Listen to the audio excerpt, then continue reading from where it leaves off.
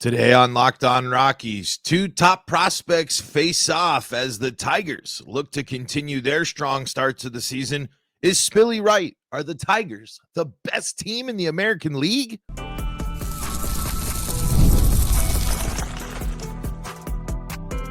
You are Locked On Rockies, your daily Colorado Rockies podcast. Part of the Locked On Podcast Network, your team every day. Rock on Rockies fans, welcome into the Locked On Rockies podcast for today, the 6th day of May in the year 2025. I'm your host of the Locked On Rockies podcast, Paul Holden, bringing you your daily Colorado Rockies talk right here on the Locked On Podcast Network. Shout outs to all my everydayers out there. Thank you so much for making us your first listen of the day. You can find us free and streaming on your favorite streaming services, and you can also find us on the Locked On Rockies YouTube channel where you can be part of the show. You can fire off your Rockies hot takes. You can let me know what's on your mind when it comes to the Colorado Rockies. Just like so many of you have.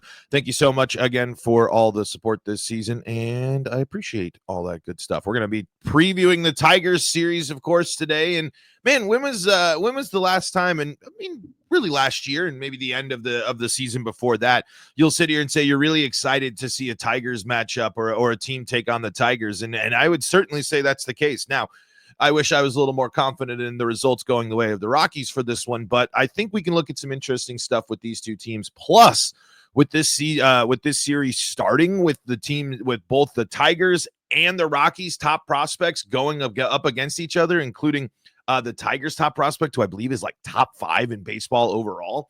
Really, really cool stuff. We're going to dive into all of that and more today.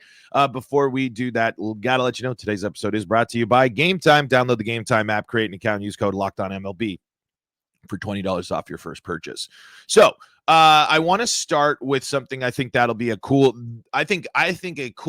tone setter for this series here for the Rockies and the Tigers. And this is from Thomas Harding's Rockies Beat newsletter here. The Tigers-Rockies game scheduled for Tuesday night at Coors Field is a showdown between each team's number one prospect. Tigers righty Jackson Jobe ranks number 3 on MLB Pipeline's top 100 prospects list, while Rockies righty Chase Dollander checks in at 22. I mean, that's pretty cool. I mean, let alone the fact that these are two guys. Whew, sorry, the sneezes. The sneezes have been sneaking up on me here during the recordings these mornings. But anyway, I talk about just cool, not only just a cool storyline to have two young guys, and especially you know you're thinking there and you're sitting there with Jackson Jobe for the Tigers. It's always that weird element of getting your first career start at Coors Field, right? And obviously this isn't his first career start, but his first career start at Coors Field. And it's extra interesting when we've seen people make their debuts like that, right? Because it's like you'd expect when young guys come into Coors for the first time, and this goes for when Rockies players making their debut too.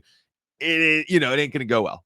But we've seen a lot of times where young guys, new guys, faces that have obviously developed into great pitchers and done and gone on to more stuff, but come into Coors Field on their first appearance and just dominate. Just simply, get the job done and do what they need to do. And I was wondering how it might factor because Jobe is off to a good start here this season. 2-0, 3.8, a 3.8 ERA right now with a whip of 1.33, 18 strikeouts on the season for him right now. I mean, he is that when you're talking about 24 innings pitched there. Now, the one thing that could be a benefit for the Rockies here, and something that they have to continue to keep getting better at. They're slowly getting better. We're seeing a little bit more of the ability to draw some walks. Jobe has had a walk problem. 18 strikeouts to 14 walks, including last time out, he had 4 walks against Houston there in the 4 innings that he pitched there. And before that, he had 2 against Kansas City. He had a walk against Minnesota. He's had at least back-to-back games with crooked number walks for him, and at least a walk in 3 straight appearances for him as well. So this is something that clearly it could be a benefit for the Rockies as well. Something that they're going to have to be able to take advantage of. Opponents currently batting .212 off of him there. But again, 18 strikeouts, and we know what the Rockies are kind of facing right now. 6.75 Ks per nine right now for Joe. We'll see. This really is. I guess it is kind of a test, right? This is a young pitcher coming into Coors Field against a Rockies offense that isn't all that great, or hasn't been all that great. Will it be will the Rockies be able to adjust and be able to use an effective batter's eye to go after and get after this young guy? Or will it be another example of the Rockies being in over their skis, the Rockies being too aggressive? I think the best thing that we can see from the Rockies to start this series off against the Tigers is a patient approach at the dish. The not being afraid to take a couple of pitches, let the ball travel a little bit more, and get yourself in a position where you can get into hitters' counts. I think that's another thing that would be a big benefit for the Rockies to start this series, is getting into those hitters' counts, not being down 0-1, 0-2 immediately there after the first two pitches there. And what we have seen from some members of the batting order as well, good at bats where they're fighting off some pitches and staying strong there. We did see some pretty strong at bats in the Giants series, which did lead to some base knocks that had brought in some runs. The Rockies just couldn't get that one big clutch hit when they started getting something going. That's got to be the difference here. Again, you're back at home. It's I know it hasn't been necessarily the safe haven as it has been a few years ago, but this is a situation in which the Rockies can kind of set the tone for a series, right? Just like in the San Francisco series, they won game one. Give yourself a chance to split the series right away, to win the series right away. Game one is important. And when you're looking at things here, you got a young guy, this young guy that does have some walk issues. He should not be able to come in and dominate you the way others have. Strikeouts are still a part of the game. He's still a very, very good young pitcher. The Rockies just have to show that that make it your house. Make it uncomfortable for them to play. That it's something that the Rockies have to get better at. Just by some comparison here, but let's just compare Chase Dollander and Jackson Jobe right now. Both of them have 5 starts this year. Chase has thrown 25 innings. Jackson has thrown 24. Chase has 25 strikeouts there compared to Jackson's 18, but got the higher whip, got the higher ERA here, and Chase has allowed 18 earned runs. Jackson has allowed half of that at only 9.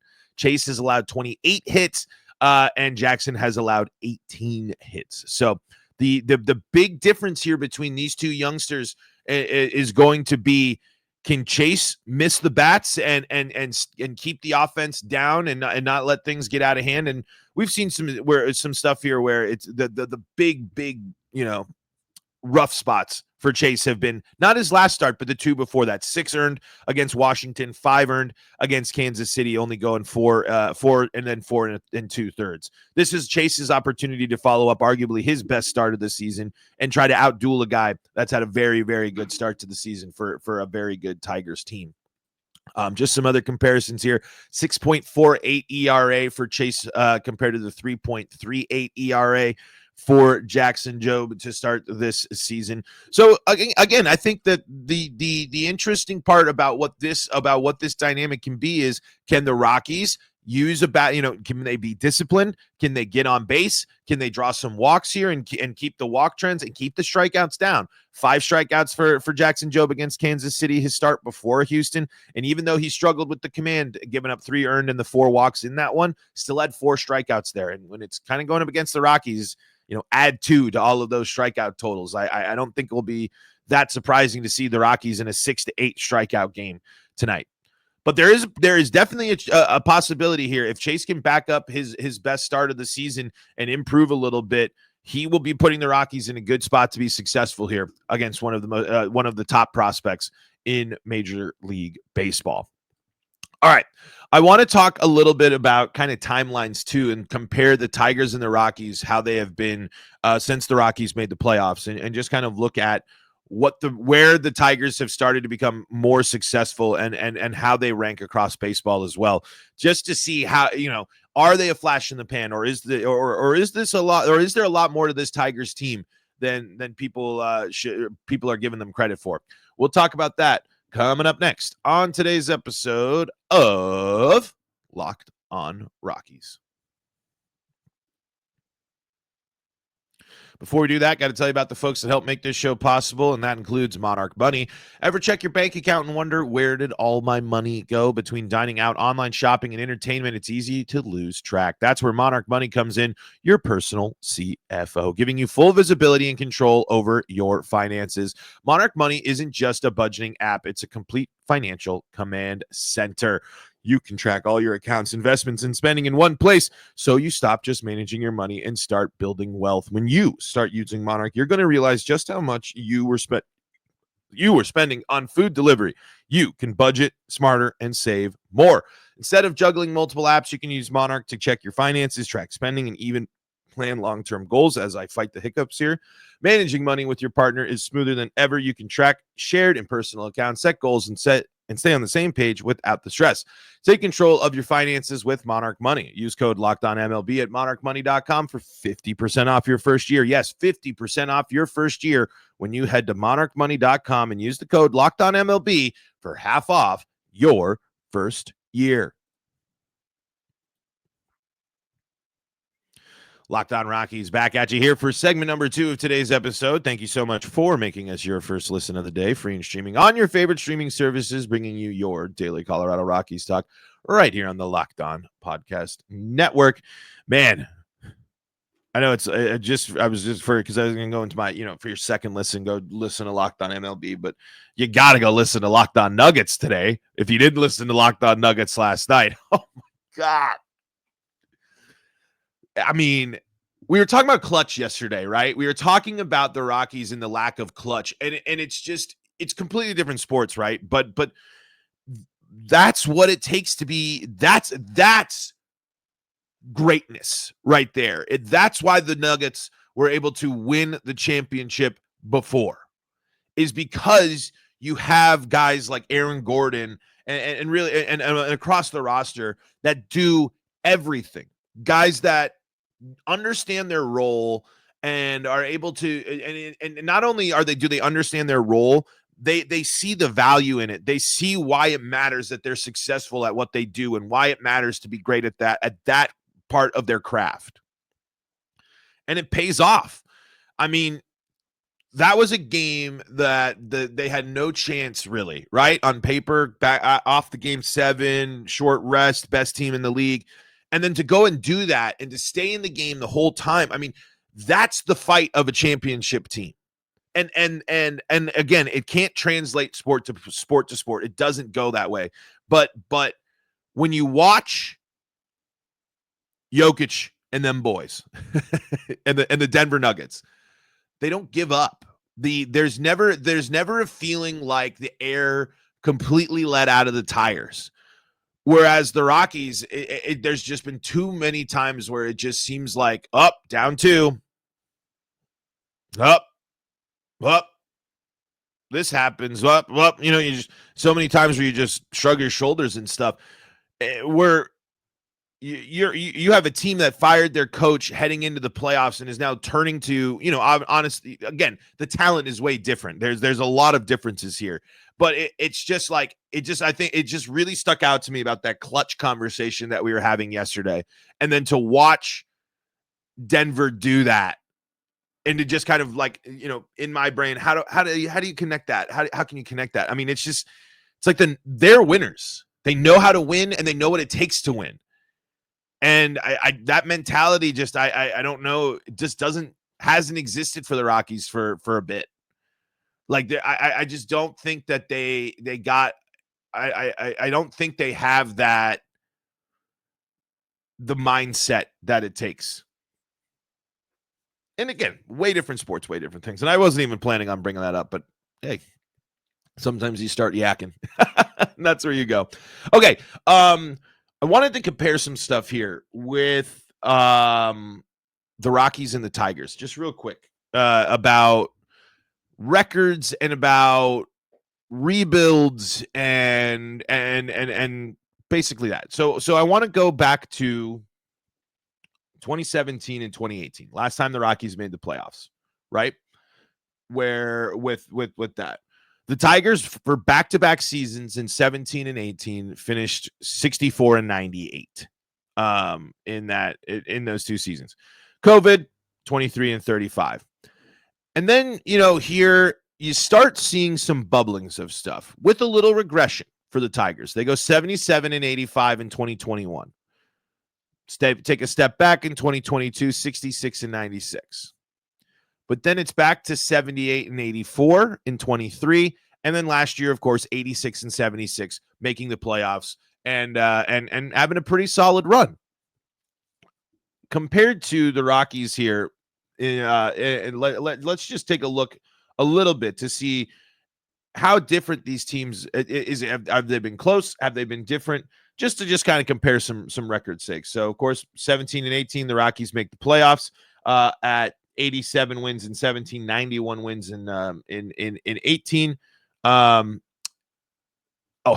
forgot we skipped here. The rock bottom for the Tigers. Rock bottom for the Tigers was 2019 before the pandemic, 47 and 114. I can't believe I completely glossed over that. That was kind of one of my big points there.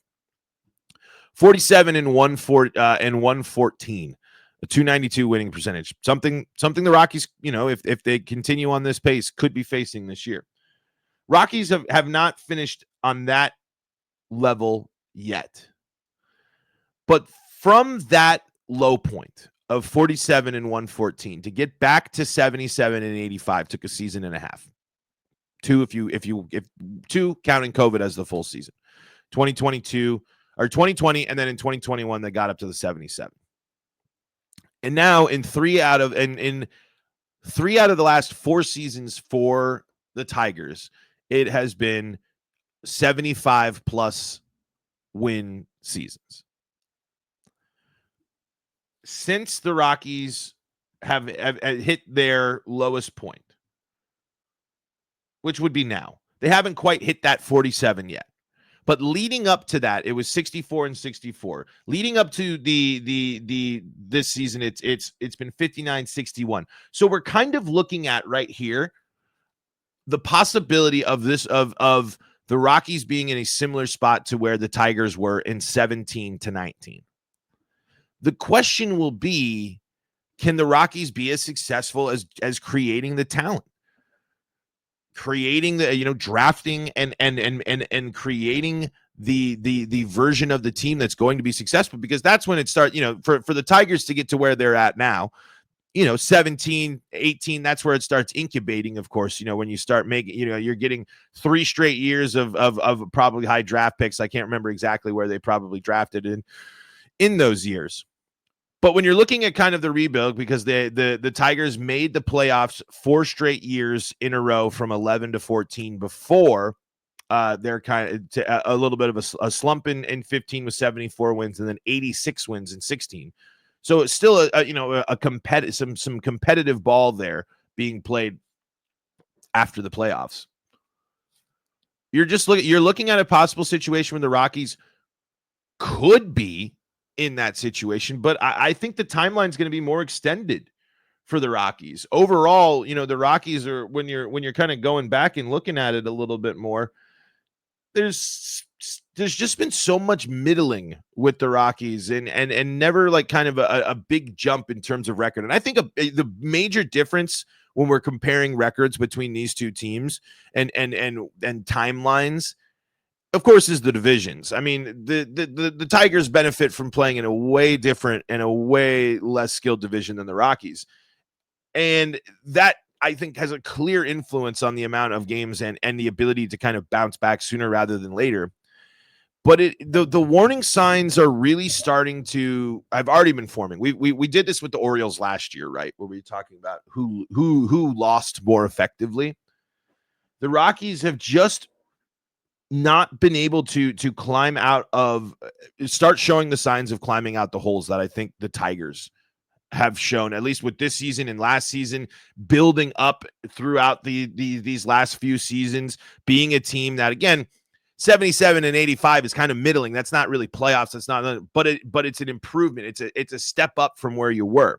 Took a step back in 2022, but it's been steps up the last 2 seasons. And I just haven't seen enough for the Rockies outside of their back-to-back playoff years to really buy in to think that this is going to be, that this team knows how to kind of navigate the turbulent waters like some of these other teams have. 47 and 114 is bad, is really, really bad. But that's well in the rearview mirror. With the exception of the regression in 2022, the Tigers since that moment have been moving on and moving upwards, mixed with the fact that they've started drafting and developing and getting their guys going in 17 and 18 when they took a dip in performance and when the team was was underperforming compared to how it had for the rest of the 2010s with those playoff performances and how they played in 2016. So again, the Tigers have shown that you can hit the bottom and bounce back. You just got to be smart about it. And they got the added benefit of an easier division for sure. I think that is something that is always it is a really important context and an X factor to talk about when it comes to the Rockies versus other teams that have struggled in other divisions, because no bad team has had to deal with it as much as the Rockies. But again, they have an in-division rival that shows that they've been able to navigate very similar things in Arizona, where Arizona has been really bad and in the NL West, but they get the added benefit. They get the benefit of, they have benefited from that and developed really strong talent and really gotten an idea of what they know works for them and what their identity really is. So I kind of went long-winded, a little weird there, but basically to summarize it all, the Tigers are another example of a team that took it off the chin, that went through a rough couple of seasons, but during those was actually rebuilding and reconforming and ready and building up for what they are now, or what they hope to prove they are now. Because I think the Tigers still have to prove it throughout this whole season, right? Whereas the Rockies are throughout their time have been just either good enough or middling enough, and now entering a series of turbulence where you haven't won 70 games since 2021. How do you get back to that? And how do you get back to these others? How do you make it so the development is happening where you can start getting comfortable and start getting confident like the Tigers are? And I don't know when that will be. But I really think that I think it's very fun to watch series like this. To watch when the Rockies play teams that aren't some of the the big names, the flashiest teams, because you can see what makes other teams successful and what makes them work. Let's take a look at where the Tigers rank across baseball here, coming up, and read a couple of YouTube comments to close out the show. That's next on Locked On Rockies.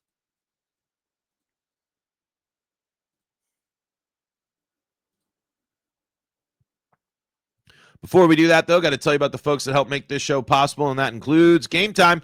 There's nothing better than catching a Major League Baseball game live. The crack of the bat, the roar of the crowd, and the smell of ballpark food. And if you're looking to go last minute, Gametime makes getting tickets easier than ever. With last-minute deals, all-in pricing, and a lowest price guarantee, Gametime takes the stress out of buying MLB tickets. Plus, ticket prices drop as Gametime gets closer, meaning you can score an incredible deal. Gametime is the official ticketing partner of Locked On, and as the Rockies and Tigers are coming up, you can count on them to help grab tickets that meet your needs. Gametime got me to Coors Field when I was back in town a couple of weeks ago there to see the Reds. You can plan that spontaneous game night when you can grab last-minute tickets for a game, and Gametime had unbeatable prices, which meant more money for food and merch. One of my favorite things, you can see where you're sitting before you're buying. You can preview your exact seat before purchasing. No bad surprises when you get to the stadium. Take the guesswork out of buying tickets with Gametime. Download the Gametime app, create an account, and use code LOCKEDONMLB for $20 off your first purchase. Terms do apply. Again, create an account and redeem code LOCKEDONMLB for $20 off. Download Gametime today. Last minute tickets, lowest price guaranteed. All right, so been fascinated with the Tigers on today's episode. I think they're a fun team. I think that it's a team that it's got a lot of elements to like. I think they're kind of continuing to pick up the mantle of a resurgence for Detroit sports, and it's just interesting to see, and they're showing it across the board here. This is a team that you can't just go off of name alone here. Let's just go through where they're ranking compared to all of baseball right now here in terms of team stats. The Tigers are 5th in baseball in home runs with 47. The Tigers have the 3rd best team ERA this year at 2.96 here. The Tigers have 174 runs batted in. That's good for 5th in all of Major League Baseball. And let's see here. Okay, that's where they finish up here in terms of the top fives for everything here. But the Tigers are 3rd in the American League in batting average. The Tigers are 3rd in OBP in the American League. They're also 2nd in slugging in the American League and 2nd in OPS. When it comes to home runs, like we said, they are 3rd in the American League, 5th overall in baseball with 47 of them. And again, this is a team here with the Tigers. You know, the one thing here that the Rockies can relate to, strike out a lot. So 312 strikeouts here, 26th in all of baseball when it comes to those strikeouts. Something that can certainly be a factor, and not necessarily a team that steals a lot of bases. And I think that'll be a nice little reprieve for the Rockies as well, because teams have been very aggressive on the base paths, it seems, against the Colorado Rockies this year. So that puts the Tigers only at 29th there. So that's on the batting side. Let's go to team ERA here. It's 2.96 for the Tigers, best in baseball. I don't know why it's going in an opposite direction here. When it comes to strikeouts here, the Tigers 295. Good for, I think, what is this? 1, 2, 3, 4, 5, 6th in all of the American League, 12th in all of baseball. And you're looking at, let's see, the whip here, 1.14, the 2nd best in all of the American League. So this is not a Tigers team that comes in slouching by any stretch of the imagination here. This is a team that will dominate you. That certainly has that can do things across the board here. And just so if you're curious with where do the Rockies rank compared to them, the Rockies are last in baseball in team batting average. The Rockies, I thought the Rangers were supposed to have a technically worse offense than the Rockies, but it's not. It doesn't look like that. The Rockies are 2nd to last when it comes to OBP. The Rockies are 3rd to last, 28th when it comes to slugging at 342. Let's see, where did the Tigers rank in slugging? We already talked about the 5th. Yeah. So again, and OPS here, the Tigers they're at 6th, while the Rockies are last here in baseball. And then, of course, we can do the pitching here just for giggles, but I don't think we need to spend too much time on it there. The Tigers' 3rd best team ERA, the Rockies' 3rd worst team ERA in all of baseball. So two teams in two different parts, and two teams that managing their rebuilds and everything a lot differently. We'll see how it all pans out as two of the top prospects in Major League Baseball take the mound against each other tonight. And the Rockies take on the Tigers throughout the rest of the week here, basically. I know we got a weekend series heading up, but for now, we'll be focused on the Tigers. Didn't get to your comments today. Sorry about that. Let me know what I missed. Let me know what's on your mind when it comes to the Colorado Rockies in the Locked On Rockies YouTube comment section.